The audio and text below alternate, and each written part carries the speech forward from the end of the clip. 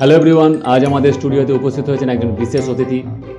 লঙ্কা গ্রাম থেকে গদি সেতু পার হয়ে আমাদের স্টুডিওতে উপস্থিত হয়েছেন শ্রী রাবণ প্রসাদ বর্মা। রাবণজি, স্বাগত আপনাকে। হ্যাঁ ঠিক আছে, আপনি হাতে পায়ে ধরলেন বলে আমি এলাম, নাহলে আমি এসব ছোটখাটো প্রোগ্রামে যাই না। আমি আপনার কখন হাতে পায়ে ধরলাম? কেন? কাল আমি আপনাকে ফোন করলাম, আপনাকে অনুরোধ করলাম যে আপনার স্টুডিওতে 5 মিনিট হলেও আমার ইন্টারভিউ নিন, সেটা আপনার হাতে পায়ে ধরা হলো না? আচ্ছা, এরকম নিয়ম তো আমার জানা ছিল না। যাই হোক, আপনার এখানে আসার কারণ কি?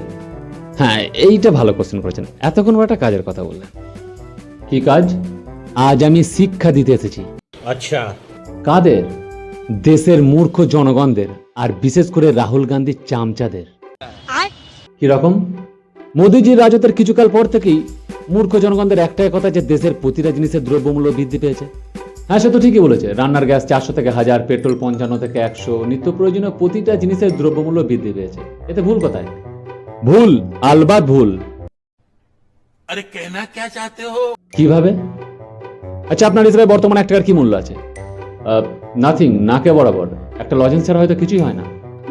কচি খোকা, কিছুই জানে না, আবার চ্যানেল খুলে বসে আছে সচেতন সমাজ।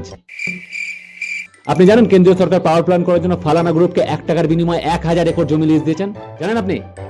এই লিজ 33 বছরের জন্য সংগঠিত হয়েছে, জানেন? হ্যাঁ জানি, বিহারের ভাগলপুরে ঘটনাটি। আজকাল বিষয়টি চর্চাতে আছে, কিন্তু কোনো কিন্তু না, এটা গালের থাবড়া ওইসব মূর্খদের জন্য যারা বলে রুপির তুলনায় ডলারের মূল্য অনেক বেশি। বলুন, পারবে কেউ 1 টাকায় 1 একর জমি দিতে? এরপরও বলবে রুপির উন্নতি ঘটেনি, দেশের উন্নয়ন হয়নি। লজ্জা লজ্জা সব দেশদ্রোহী তারা, যারা মোদির এইসব মাস্টার স্ট্রোক গুলোকে বুঝতে পারে না। कौन है ये लोग? হ্যাঁ ঠিকই বলেছেন, মাস্টার স্ট্রোকই বটে। জনগণ মোদিবাবুকে চিনতে পারলো না। लवणे न भोज्यम।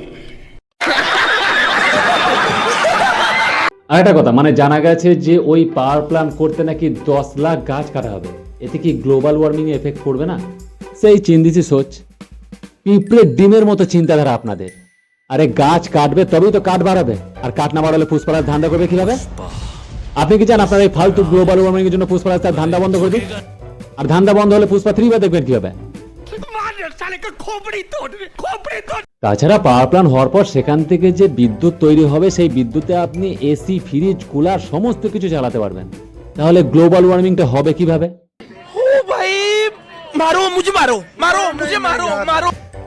ধন্যবাদ আপনাকে এত সুন্দর উপস্থাপন করার জন্য। বেশ, আপনারা কি মনে করেন? আপনিও কি রাবণজির যুক্তির সঙ্গে সহমত প্রকাশ করছেন? নিজের মতামত কমেন্টে জানাতে ভুলবেন না। ধন্যবাদ।